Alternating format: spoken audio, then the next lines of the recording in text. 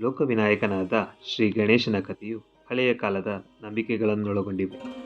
ಒಂದು ದಿನ ಪಾರ್ವತಿ ದೇವಿಯು ಮಣ್ಣು ಬಳಸಿ ತಮ್ಮ ಮಗನನ್ನು ಸೃಷ್ಟಿಸಿದರು. ಆ ಮಗನಿಗೆ ಜೀವ ನೀಡಿದ ನಂತರ ಗಣೇಶನು ಅವಳ ಮಗನಾಗಿರಲಾಯಿತು. ಪಾರ್ವತಿ ದೇವಿಯು ಸ್ನಾನ ಮಾಡಲು ಹೋಗುವಾಗ ಗಣೇಶನನ್ನು ಬಾಗಿಲಿನ ಬಳಿ ಕಾಯುವಂತೆ ಇಟ್ಟರು ಮತ್ತು ಯಾರಿಗೂ ಒಳಗೆ ಬರಲು ಬಿಡಬಾರದೆಂದರು. ಈಗ ಶಿವನು ಅಲ್ಲಿ ಬಂದರು. ಶಿವನು ಒಳಹೋಗಲು ಯತ್ನಿಸಿದಾಗ ಗಣೇಶನು ತಡೆದನು.